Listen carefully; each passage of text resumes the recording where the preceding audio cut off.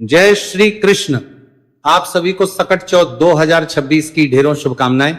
प्रिय दर्शकों, आज के इस वीडियो में हम विशेष रूप से बात करेंगे सकट चौथ के बारे में कि सकट चौथ किस दिन है, आपको व्रत कब करना चाहिए। यह कंफ्यूजन इसलिए है क्योंकि इस वर्ष कुछ बड़ी तिथियां सूर्य के मुख से नहीं है। जैसे एकादशी अभी गई, पुत्रदा एकादशी वह सूर्य के मुख से प्राप्त नहीं हो रही थी, तो कब करना चाहिए व्रत। इसी प्रकार से अभी जो सकट चौथ आ रही है यह भी सूर्य के मुख से नहीं, तो ऐसी अवस्था में हमें व्रत कब करना चाहिए, निर्धारण कैसे होना चाहिए, शास्त्र क्या कहते हैं, शास्त्रीय नियम क्या कहते हैं, यह जानना बड़ा आवश्यक होता है। तो बताएंगे आपको कि सकट चौथ का व्रत आपने कब करना है, किस दिन करना है, पूजा के लिए शुभ समय क्या रहेगा। यह जानना इसलिए आवश्यक है क्योंकि इस दिन भद्रा का भी साया है। हाँ बिल्कुल, इस दिन भद्रा है जी। तो भद्रा कब समाप्त होगी, कब आपने पूजन करना है, कैसे पूजन करना है। एक और बड़ी बात यह कि इस वर्ष सकट चौथ जो है ना वो क्रमास में आ रहा है, प्रति ऐसा नहीं होता। अगले साल भी सकट चौथ जो है वो खरमास में नहीं आएगा, और पिछले साल भी सकट चौथ खरमास में नहीं आया था। इसीलिए सकट चौथ जब खरमास में है तो उस अवस्था में क्या हमें करना है, क्या नहीं करना है, इस पे ध्यान देना है। और वो कौन सी महिलाएं हैं जिनको ये व्रत भूल के भी नहीं करना चाहिए, ये सही बात है। ये शास्त्रीय जानकारी बता रहा हूं मैं आपको, ऐसा नहीं कि मैं कुछ ऐसे ही बोल रहा हूं, बताऊंगा आपको कि किन महिलाओं को यह व्रत नहीं करना चाहिए। साथ ही यह भी आपको कि जो भी नया व्रत शुरू करना चाहते हैं उनको व्रत करना चाहिए कि नहीं करना चाहिए, और अगर व्रत करना चाहिए तो कैसे करना चाहिए, क्या विधि है, क्या नियम है, किन बातों का ध्यान रखना चाहिए। सकट चौथ के व्रत में किस देवता के पूजा करने चाहिए, क्या इसके नियम कहे गए हैं, आहार में भोजन में क्या खाना चाहिए, क्या नहीं खाना चाहिए, इस प्रकार से संपूर्ण शास्त्रीय जानकारी मैं आपको प्रदान करूंगा। जानकारी आरंभ करते हैं। आपसे निवेदन है कि वीडियो यदि थोड़ा सा भी अच्छा लगे, उपयोगी लगे, तो कृपया एक बार लाइक अवश्य कर दीजिएगा। भगवान गणेश सदा आपकी संतान को सुरक्षित रखें, दीर्घायु बनाएं। इसके लिए कमेंट बॉक्स में अवश्य लिखिए जय श्री गणेश या ओम गण गण। बताइए नमः भगवान गणेश के आशीर्वाद से आपकी संतानें सुरक्षित रहेंगी। आप देख रहे हैं सनातन धर्म का संसार, ज्योतिष संस्थान का प्रतिष्ठित यूट्यूब चैनल सनातन धर्म का संसार धार्मिक। हम यहां पर सभी व्रत और त्योहारों की सही शास्त्रीय जानकारी प्रदान करते हैं। ज्योतिष शास्त्र और पंचांग के आधार पर आपको बताते हैं कौन सी तिथि कब है, व्रत आदि कब करना है, क्या विधि है, क्या नियम है और क्या गलती नहीं करनी है। यदि आप सभी व्रत और त्योहारों की सही शास्त्रीय जानकारी पाते रहना चाहते हैं तो कृपया चैनल को सब्सक्राइब कीजिए और बेल आइकॉन को प्रेस कीजिए। आइए प्रिय दर्शकों, जानकारी आरंभ करते हैं। बात करते हैं कि संकट का व्रत कब करना है, कैसे करना है, क्या विधि, क्या नियम और किसे नहीं करना है। प्रिय दर्शकों, सकट चौथ जिसे अनेकों नामों से जाना जाता है, इसे संकष्टी चतुर्थी कहते हैं, माघी चौथ के हैं, माघ मास चौथ कहते हैं। इसी का नाम तिल चौथ भी है, तिला चौथ भी है, तिलकुटनी चौथ भी है और तिलकुटा चौथ भी है। अलग अलग प्रांतों में, अलग अलग भाषाओं में इसको अलग अलग नामों से जाना जाता है, परंतु ये एक ही चतुर्थी है जो संकष्टी सकट चौथ कहलाती है। ये माघ मास के कृष्ण पक्ष की चतुर्थी तिथि होती है। यूं तो माघ कृष्णा चतुर्थियों का व्रत किया जाता है, परंतु माघ मास के कृष्ण पक्ष की जो चतुर्थी है इसे सकट चौथ कहते हैं। इसका महत्व अधिक है। यह बड़ी चौथों में से एक चौथ है। शास्त्रीय विधान तो कहता है कि 12 महीने की 12 नहीं तो 8 करें, 8 नहीं तो 6 नहीं तो 4 करें। जो 4 बड़ी चौथ हैं उनमें से एक सकट चौथ है। और जब 4 से भी हम 2 पे आ जाएं तो उन 2 सबसे महत्वपूर्ण चौथ में से एक सकट चौथ है। 2 सबसे महत्वपूर्ण, एक तो करवा चौथ जो आश्विन मास में, कार्तिक मास में आती है, पति की लंबी आयु के लिए की जाती है।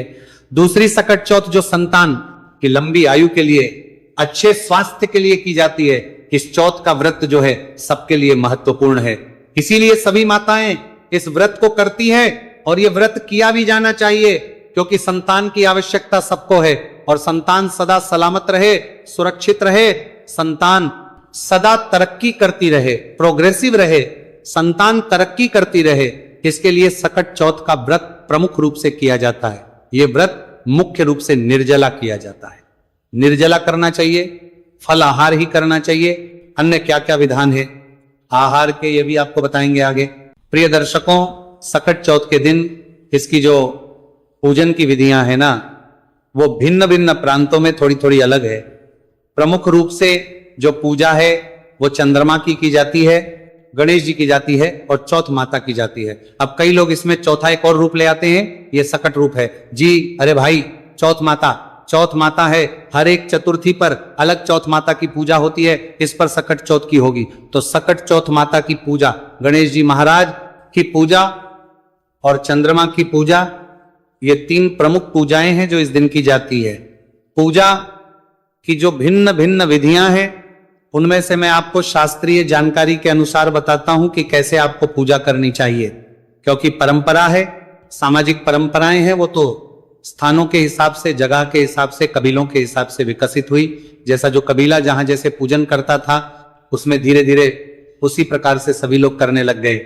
इसीलिए थोड़ी थोड़ी भिन्नताएं हैं, परंतु जो शास्त्रीय विधान है वो यही कहता है कि इस दिन भगवान गणेश की पूजा होनी चाहिए, चंद्रमा को अर्घ्य दिया जाना चाहिए, चौथ माता की पूजा होनी चाहिए। समय में अंतर हो सकता है, कुछ स्थानों पर पूजन सुबह कर लिया जाता है, कुछ स्थानों पर पूजन जो है तारे निकलने के बाद किया जाता है, और कुछ स्थानों पर पूजन चंद्रमा को अर्घ्य देने के बाद किया जाता है। किसी भी पूजा की विधि को हम गलत नहीं कह सकते, क्योंकि ये पूजा विधियां केवल परंपराओं पर आधारित है। व्रत तो और नियम तो ये कहते हैं कि ये पूजा की जानी चाहिए, शाम को करनी है, सुबह करनी है, या चंद्रमा को अर्घ्य देकर करनी है। ये केवल आपकी मान्यता है, जैसे आपकी मान्यता है वैसे आप कर सकते हैं। तो आपको सकट चौथ वाले दिन सूर्योदय से पहले उठना चाहिए। उठने के बाद स्नान आदि से निवृत्त हो के स्वच्छ वस्त्र धारण कीजिए। स्वच्छ वस्त्र धारण करके आपकी जो दैनिक पूजा पाठ है उसको कीजिए। माघ मास चल रहा है, यदि आप माघ स्नान कर रहे हैं उस नियम को पालन कीजिए। माघ मास का मातम्य आदि जो भी सुन रहे हैं, कथाएं आदि, वहां सभी सुनिए। क्योंकि सकट चौथ की पूजा की अगर हम बात करें तो पूजा जो है ना वो सुबह सुबह नहीं होगी, पूजा सुबह सुबह नहीं होगी। कारण यह है कि एक तो इस दिन भद्रा है, सिंह की है, दूसरा सुबह के समय पर मुहूर्त उत्तम नहीं है। इसका जो उत्तम मुहूर्त बन रहा है ना वो दोपहर बाद का बन रहा है। इसीलिए ये सभी आपके दैनिक पूजा पाठ कर लीजिए। पूजा पाठ करने के बाद अब हम आते हैं नियमों पर। तो नियम ये कहता है कि ये व्रत निर्जला किया जाता है और आहार के रूप में भी इसको फल आहार ही करना चाहिए, फल आहार पर ही इसको किया जाता है। परंतु यहां फिर मैं कहूंगा क्षेत्रीय परंपराओं में बदलाव है। इस दिन रात्रि को चंद्रमा को अर्घ्य देकर अन्न खा लिया जाता है, व्रत खोल लिया जाता है। मेरी सलाह रहेगी कि आप इस दिन व्रत कीजिए, फलाहारी व्रत कीजिए, निर्जला व्रत कीजिए। अगर आप सक्षम हैं, आपको किसी प्रकार की परेशानी ना हो आपके स्वास्थ्य के साथ, तो निर्जला और फलाहारी व्रत करके अगले दिन आप व्रत का पारण करेंगे। इसका पारण जो है व्रत का सूर्योदय के बाद किया जाना चाहिए। पारण के लिए मैं अलग से भी जानकारी भी दे दूंगा। फिर भी मैं आपको बता दूं, सूर्योदय के बाद 7 तारीख को आप व्रत पालन करेंगे, कल्याणकारी रहेगा। अन्न आदि उसी में खाएंगे। व्रत खोलेंगे आप तिलकुटे से। इस व्रत में तिलकुटे का बड़ा महत्व है। तिलकुटे के बिना यह व्रत अधूरा होता है। तिलकुटा क्या होता है? तिल और गुड़ की मिठाई होती है, या ये कहें कि तिल और भूरे की मिठाई होती है, जिसमें तिल को भुना जाता है, भूनने के बाद उसमें भूरा मिला दिया जाता है और वह तिलकुटा बन जाता है। कुछ लोग उसको भून के कूटते हैं, फिर भूरा मिलाते हैं, और तिल गुड़ लड्डू भी बनाए जाते हैं। जो भी आपसे बन जाए वह उत्तम है। इसी का भोग लगेगा इसी दिन, और यही आपको प्रसाद और भोजन के रूप में भी जब आप पारण करेंगे तो पहली बार में ग्रहण करना है। पूजन कैसे करना है इसकी बात करते हैं। तो जब आप पूजन करेंगे दोपहर के समय, पूजन आप गणेश जी महाराज की स्थापना कीजिएगा। चौथ माता का कोई चित्र या तस्वीर आप ले सकते हैं, और चंद्रमा की पूजा सायंकाल को होगी। इस प्रकार से एक चौकी लीजिए, चौकी पर लाल वस्त्र बिछाइए, उस पर गणेश जी महाराज को विराजमान कीजिए, चौथ माता को कीजिए। 1 लोटा लीजिए, उसमें थोड़ा सा पहले गंगा जल भरिए, फिर शुद्ध जल भरिए। पूजा के लिए आपके पास रोली, मौली पान, सुपारी, लौंग, इलायची, धूप, दीप, नैवेद्य, पुष्प, इत्र और जनेऊ, ये सामग्री होनी चाहिए।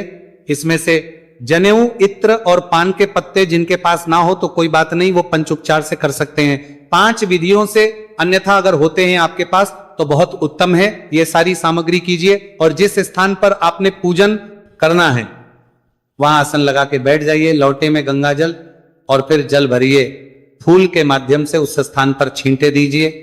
जल के जिस स्थान पर आपने चौकी लगानी है, भगवान की पूजा करनी है, सभी जो सामग्री है पूजा की, उसको जल के छींटे दीजिए। अपने स्थान को शुद्ध किया, सामग्री को पवित्र किया। अब आप चौकी बिछाइए, लाल वस्त्र बिछाइए, उस पे भगवान गणेश और चौथमाता को विराजमान कीजिए। के सामने तिल के तेल का दिया रखिए, उलटे हाथ की तरफ ये दिया रखा जाएगा। धूप रखिए। इस प्रकार स्थापना करने के बाद अपने सीधे हाथ पर जल लीजिए। ओम हर्षिकेशाय नमः हाथ धो लीजिए। लोटे में से 1 चम्मच से जल लीजिए। हस्तो वृक्षालन।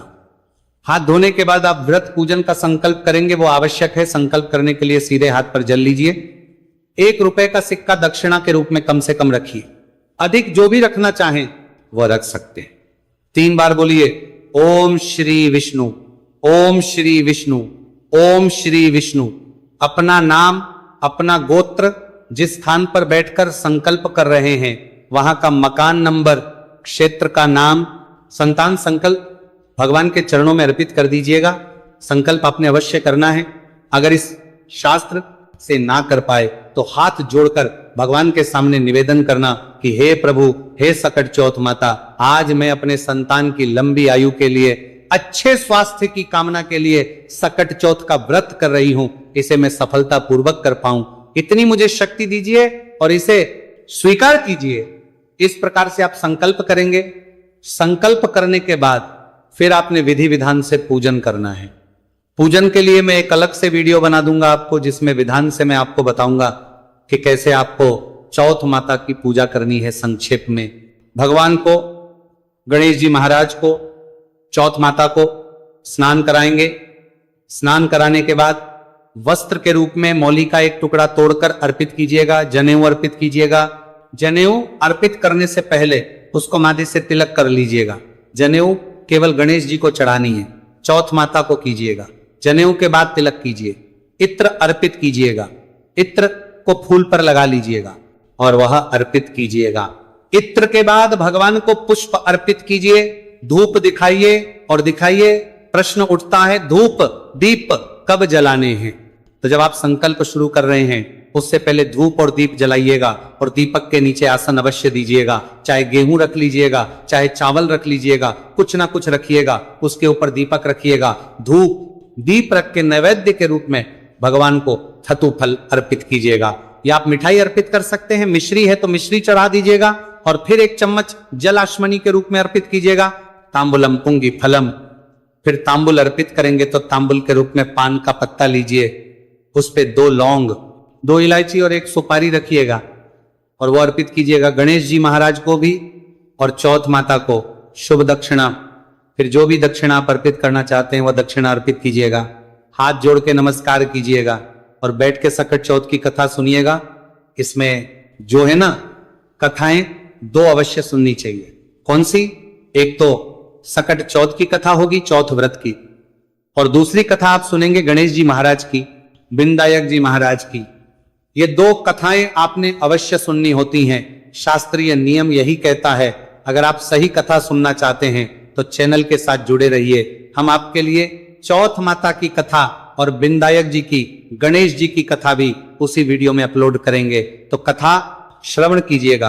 कथा श्रवण करके, जो कथा आप श्रवण कर रहे होंगे, तो हाथ में गेहूं के दाने या चावल के दाने आपको लेके कथा सुननी है। कथा पूर्ण करके वो जो दाने हैं गेहूं के या चावल के, उनको उस जल के लोटे में डाल दीजिएगा और इसी लोटे से आप सायंकाल चंद्रमा को अर्घ्य देंगे। कुछ प्रांतों में नियम है कि सुबह जब कथा सुनते हैं तो वो जो जल है सूर्य भगवान को दे दिया जाता है और शाम को फिर से जब आप पूजन करते हैं चौथ माता का, तो उस जल से चंद्रमा को अर्घ्य दिया जाता है। तो आप चाहे तो इसी जल को रख सकते हैं सायंकाल के लिए। जिनके यहाँ पे शाम को चौथ की पूजा नहीं होती है, क्योंकि हमने चौथ माता की पूजा और गणेश जी महाराज की पूजा दोनों एक साथ ही आपको बता दी है। ये शास्त्रीय विधि मैंने आपको बताई है। लोक परंपराएं सभी की अलग अलग होती हैं। मैं बीच में कुछ नहीं बोलना चाहता, सबकी लोक परंपराएं हैं, उसके अनुसार आप कर सकते हैं। पर मूलतः शास्त्रीय जो नियम है वो यही है कि इस प्रकार से हमें पूजन करना चाहिए, शुभ घड़ी और शुभ समय को देखते हुए। इसके बाद इस दिन दान पुण्य का बड़ा महत्व है, तो गरीबों की सहायता करें, ब्राह्मण को दान अवश्य दीजिएगा, संभव है तो वस्त्र दान दीजिए, कंबल दान दीजिए, उन्हें वस्त्र दान दीजिए। दक्षिणा अवश्य देनी चाहिए और गरीबों को जो बांट सकें वहां बांटना चाहिए। ये जो आप दान देते हैं, बांटते हैं, ये सब आपकी संतान के उत्तम भविष्य के लिए काम आता है। वहां से जो आशीर्वाद मिलता है वहां आपकी संतान को दीर्घायु और उनको अच्छा स्वास्थ्य प्रदान करता है। शांतचित होकर दिन को व्यतीत कीजिए, नियमों का पालन करते हुए, ब्रह्मचर्य का पालन करते हुए। शाम को जब रात्रि को चंद्रमा उदित हो जाएगा तो चंद्रमा की पूजा करेंगे। चंद्रमा की पूजा करने के लिए थोड़ा सा तिलकुटा आपने अवश्य बनाना है। ध्यान दीजिएगा, तिलकुटे का प्रसाद बनाना है। जैसा मैंने शुरू में बताया, तिलकुटा रखिए प्लेट में, रौली कुमकुम आदि प्लेट में अक्षत रखिएगा और जल का लोटा लेके फिर चंद्रदेव को पहले अर्घ्य दीजिए, फिर उनको भोग आदि लगाइए, तिलक आदि कीजिए, अक्षत आदि अर्पित कीजिए। फिर खड़े खड़े परिक्रमा कर लीजिए। चंद्रदेव से प्रार्थना कीजिए कि हे चंद्रदेव, मेरी संतानों की सदा रक्षा करना और उन्हें दीर्घायु बनाना। यहां जो चौकी मैंने लगवाई है, इसका जो प्रार्थना यहां पर जो हम करेंगे वो पारण के समय करेंगे। पारण कब करेंगे? इसका पारण हम करेंगे अगले दिन 7 तारीख की सुबह हम पारण करेंगे। उसका वीडियो मैं अलग से बना रहा हूं, उसमें जानकारी दूंगा, तो उसके अनुसार उस व्रत का पालन कीजिएगा। वहां पर क्षमा याचना भी होगी, पुष्पांजलि भी होगी और संतान की लंबी आयु के लिए प्रार्थना भी होगी। अब एक और जानकारी की, कुछ प्रांतों में यह नियम है कि मंगलवार को तिल आदि को भुना नहीं जाता है, भूनने का कार्य नहीं करते हैं। तो जिन लोगों के यहाँ यह परंपरा हो वो तिल आदि एक दिन पूर्व ही भून लीजिएगा, सेक लीजिएगा, क्योंकि उस दिन मंगलवार का दिन रहेगा। अगर आपके यहाँ इसकी मनाही है तो आप एक दिन पहले इनको भून के रखिएगा। अब बात करें कि कौन कौन को कर सकता है और किसे नहीं करना चाहिए। इस व्रत को सभी माताएं कर सकती हैं। एक तो कुंवारी कन्याएं इस व्रत को नहीं करती और करना भी नहीं चाहिए। दूसरा, जो नया व्रत शुरू करना चाहते हैं, जो भी स्त्रियां हैं जिनकी अभी नया विवाह हुआ है या जो पहली बार शुरू करना चाहते हैं, वो इस बार इस व्रत को ना करें, ये सलाह दी जाती है। कहेंगे पंडित जी क्यों? अगर अब ना करें तो कब से करेंगे? अगले वर्ष से कर लीजिएगा। कारण क्या है? कारण यह है प्रिय दर्शकों, क्योंकि इस वर्ष जो खरमाश है ना, इसी में रही है, जबकि अगले साल खरमाश समाप्त होने के बाद चतुर्थी आएगी। खरमाश में मैंने पहले भी बताया था, कोई नया व्रत आदि आरंभ नहीं होता है, ना ही उद्यापन होता है। दूसरा, इस वर्ष शुक्र भी अस्त हो रखा है, जो हर वर्ष नहीं होता। कुछ लोगों को हो सकता है लगे अरे हर साल तो संक्रांति तो 14 को ही आएगी, फिर खरमाश क्यों? संक्रांति तो 14 को ही आएगी, लेकिन खरमाश पहले समाप्त हो जाएगा। चौथ जो है ना वो बाद में आएगी। 2027 में चौथ मिड ऑफ जनवरी में आएगी, 25 जनवरी के आसपास आएगी। और अभी पिछले साल भी चौथ जो है वो 16 जनवरी की थी, खरमाश समाप्ति के बाद। तो ऐसा नहीं है कि हर बार खरमाश में ही चौथ आती है। इसीलिए इस वर्ष जो है नया व्रत आपको शुरू नहीं करना चाहिए। जो भी नई माताएं हैं या जो नया जिनका विवाह हुआ है, वो अगले वर्ष इस व्रत को करें तो कल्याणकारी रहेगा। बात करते हैं व्रत कब किया जाएगा। तो प्रिय दर्शकों, ये जो व्रत है ना, ये व्रत आपको करना चाहिए 6 तारीख को, 6 जनवरी को, क्योंकि चतुर्थी शुरू हो रही है 8:01 पर और 7 तारीख को सुबह 6:52 पर यह समाप्त हो जाएगी, अर्थात सूर्योदय से पहले ही समाप्त हो जाएगी। तो ऐसे में चंद्र का बड़ा महत्व है। चंद्रोदय कब है? चंद्रोदय चतुर्थी में रहेगा 6 तारीख को। तो 6 तारीख को आप सकट चौथ का व्रत करेंगे, चंद्रोदय का समय रहेगा। शाम को रात्रि को 8:56 पर, यह दिल्ली के अनुसार समय है। आप अपने शहर का जानना चाहते हैं, समय तो कमेंट बॉक्स में लिख के पूछ लीजिएगा, हम आपको आपके शहर का भी समय बता देंगे। पूजा की अगर हम बात करें तो जो सुबह की पूजा है वो सुबह सुबह नहीं होगी। एक तो भद्रा है, फिर उसके बाद मंगलवार को सुबह का चौघड़िया भी उत्तम नहीं है। 12 बजे के बाद करें तो अच्छा रहेगा। 12 बजे के और 17 मिनट के बाद कीजिएगा। 12:17 से और 2 बजे के बीच में कर लीजिए, अच्छा है। सायंकाल की जो पूजा है वो 7 बजे से और 7:15 बजे के बीच में की जा सकती है। ये थी जानकारी सकट चौथ के विषय में। भगवान सब पर कृपा करे, आप सभी का व्रत सफल हो। जय श्री